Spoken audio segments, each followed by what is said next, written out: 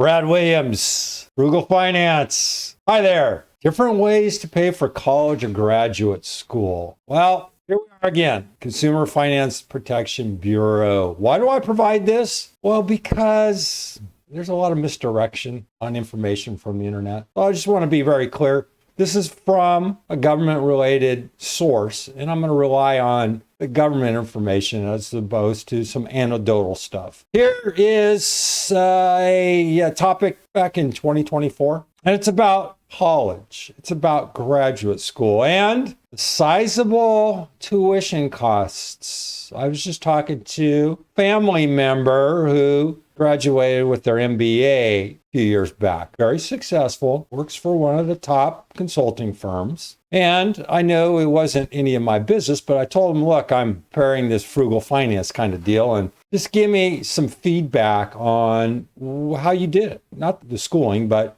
how'd you pay for it? And it was a private kind of a deal. He gave me the number as to his tuition and what he has in terms of student loans and how he went about this. Then, as of Friday, this past Friday, and here it is, 12/16/2024, a nephew who just graduated, he's 42 years old, just graduated, and I think it's thumbs up, man. He just graduated from college, and he works full. He has his own business, and he was able to somehow squeeze in graduating. He had a different philosophy or different method for paying for college, and he went to a state school. So let me just briefly discuss how the two went about their particular ways of paying. The MBA, he just took out student loan, and he didn't qualify for scholarships. I don't know why he didn't qualify for scholarships, but he had some arrangements with this institution where it was a shared kind of a deal. What do I mean by shared? He worked for the institution,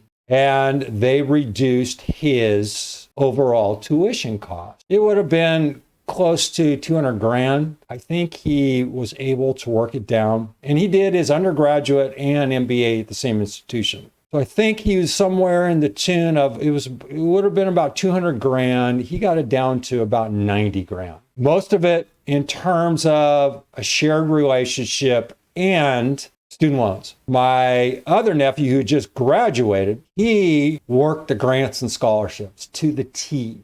And he mentioned that his total costs, his 4-year cost would have been about $26,000. And between grants and scholarships, he was able to get that down to about 8 grand. I don't know if the numbers are accurate, but they're close. In other words, there's a lot of different ways to do this.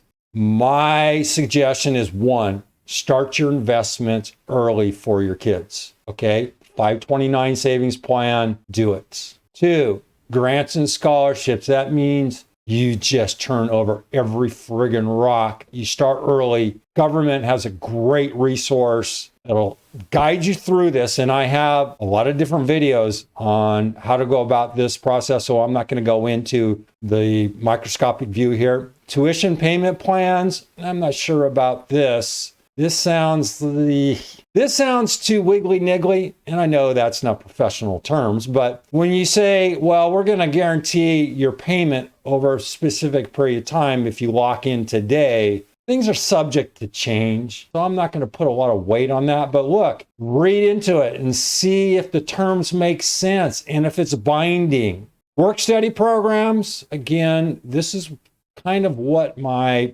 MBA nephew did. And again, it worked in terms of lowering his overall tuition. Income sharing agreements, no, I'm not a fan of this. You're married to a particular institution, and no, maybe, again, if you're low income and your child has some spectacular future prospects, look, maybe this works. Federal and private student loans, I don't have to speak too much about this. We all know about the student loan programs, good or bad. Look, I had a student loan when I went to school, and I had no support from there was very little income on the family side when I was back in college. So I put myself through school and I used a student loan along with working full time and going to school. So look, there's a lot of ways to skin a cat. The student loans, look, if you have to go that route, go that route. If you start your 529 plan early, then you may have the funds available for your kid. But here, grants and scholarships, there's a lot of opportunities out there. Check it out. Do your research. There's a lot of resources within the government, not outside. I would use that as a last resort in terms of going down and finding information, because there are third-party groups out there that want to persuade you to use their particular loan, but they may not have the most favorable terms. There'll be a link below. And as I continue to say, read it if you need it. There's a lot of resources here that, I have other videos, and I may have something up here on the left, a link that will tie to a particular program. If not, just click some of these different links and check it out. Brad Williams, Frugal Finance. Thanks for watching. See you soon.